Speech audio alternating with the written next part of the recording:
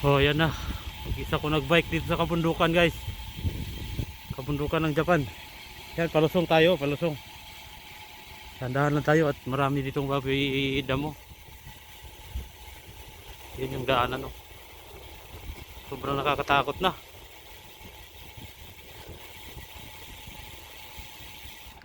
Wala man lang makasalubong dito. Sabi na kasi. Ah, grabe. Palusong ito, guys, dahan-dahan lang tayo. Yan, oh, 14 lang, 15, 14, 15 lang yung takbo natin.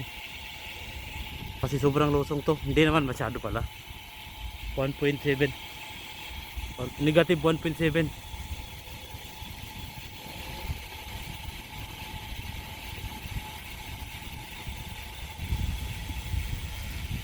Grabe yung ano dito paggabi.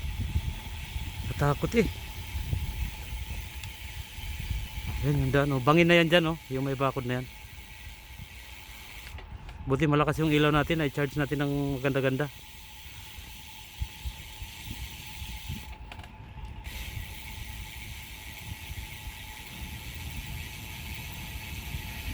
Preno-preno lang tayo at delikado yung baboy. Baka biglang may tumawid na baboy damo. Madami kasi ditong baboy damo, mga guys, no. Pero sobrang ganda ng daan nila, oh. As you can see, guys, oh. Ayan, oh. Ayan, para kang sumusuot sa ilalim ng mga kakahuyan. Hindi talaga parang sumuot, talagang sumusuot, oh. Ayan, oh. Dahan-dahan lang tayo kasi kakatakot yung daan. Grabe. Wala sanang abat, guys. Ayun, ang lalaki ng puno.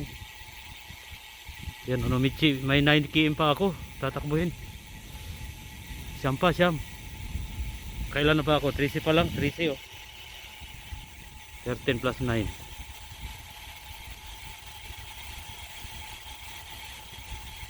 13, tapos mag plus pa ako ng 9, no. Ayun, oh. Hanggang parang katakot eh. Ba't kasi nagbike mag-isa? Yung nasabi ko na eh. Takaw kasi magbike eh. Pero sobrang sulit, guys, kasi yung daan talaga sobrang ganda. Smooth na smooth. Ang dumadaan kasi dito, guys, ano lang talaga, bike tsaka motor. Yung motor na ano 50cc below. 50cc below daw. Wala namang 25cc eh. Yung mga 50cc na motor lang yung pwedeng dumaan dito. Siguro big bike pwede rin, kaso wala pa ako nakita eh. Bike lang talaga, tsaka yung motor dito sa Japan na 50cc, no.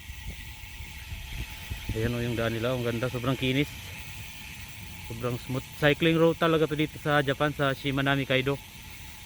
Ayan, malapit na tayo sa highway. Pagdating sa highway, tigil natin yung pagbibideo kasi bawal na dun eh.